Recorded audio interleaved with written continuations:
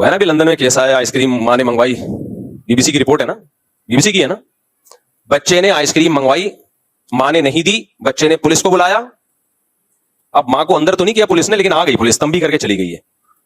اس میں بات کروں گا انشاءاللہ سوال جواب کے سیشن میں, کیونکہ ہمارا سیکولر لبرل طبقہ بہت اپریشیٹ کر رہا ہے کہ قانون اس کو بولتے ہیں بھائی, ایک بچہ بھی جب چاہے پولیس کو بلائے تو بلا سکتا ہے, یہ ہوتی ہے قانون کی مضبوطی. اور ہمارے ہاں ڈاکو گھر میں گھسے ہوئے آپ پولیس کو بلاؤ تو پولیس نہیں آتی.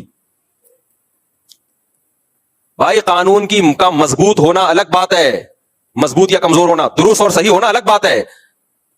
اس کو دیکھ رہا ہے ہمارا سیکولر طبقہ قانون مضبوط ہے, یہ نہیں دیکھ رہا کہ صحیح بھی ہے کہ نہیں ہے. غلط قانون اگر مضبوط ہو اس کے سائیڈ افیکٹ بہت خطرناک ہوتے ہیں. ایسا قانون مضبوط نہ ہوتا زیادہ اچھا تھا. ہمارے یہاں بھی ہوتا ہے بعض دفعہ بچہ پولیس کو بلاتا ہے, پولیس کہتی ہے کس نے تھپڑ لگایا, باپ نے لگایا, پولیس کہتی ہے ہم تو روزانہ اپنے بیٹے کو ایک دو چماٹ تو گریوی میں مار رہے ہوتے ہیں.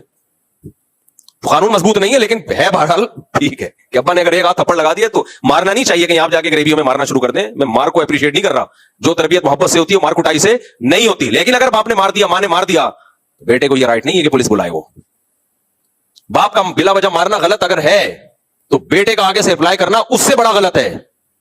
یہ ناقابل معافی جرم ہے, یہ ناقابل معافی جرم ہے. لیکن انگریزوں کو اس جرم کا جرم ہونا معلوم نہیں ہے, کیونکہ خدا کو نہیں مانتے تو خدا کے حکام کو بھی نہیں مانتے. نفس پرستی کی بیس پہ جب قانون بنتے ہیں تو اس کے سائیڈ افیکٹ یہی ہوتے ہیں, یہی سائیڈ افیکٹ ہوتے ہیں اس کے.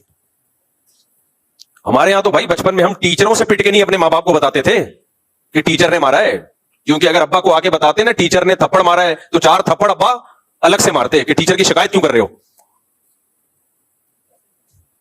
باقی کو ٹیچر زیادتی بھی کرتے ہیں, بے تحاشا مارتے ہیں, اس کو میں کبھی بھی اپریشیٹ نہیں کرتا.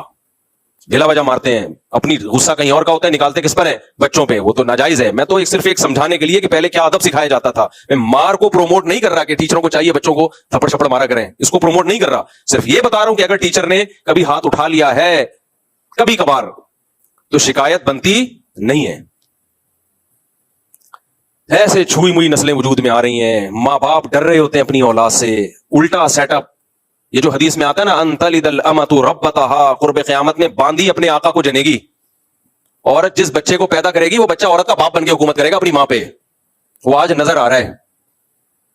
باپ بیٹوں کو نہیں جن رہا, باپ اپنے باپ کو جن رہے ہیں, کیونکہ ماں باپ آج کل ایسا بچوں کے سامنے ان کے مزاج کا خیال کر رہے ہوتے ہیں کہ کہیں ہمارا بیٹا یا بیٹی اس کے صنف نازک پہ گرا نہ گزرے. کہیں ہم نے یہ بات کہہ دی پورا ناپ تول کے, ایسا نہ ہو کہ بچے کو برا لگ جائے. اتنا اس میں ایسا احتیاط سے کام لیتے ہیں, کوئی ذرا سا کچھ اونچ نیچ نہ ہو جائے. ابے بھائی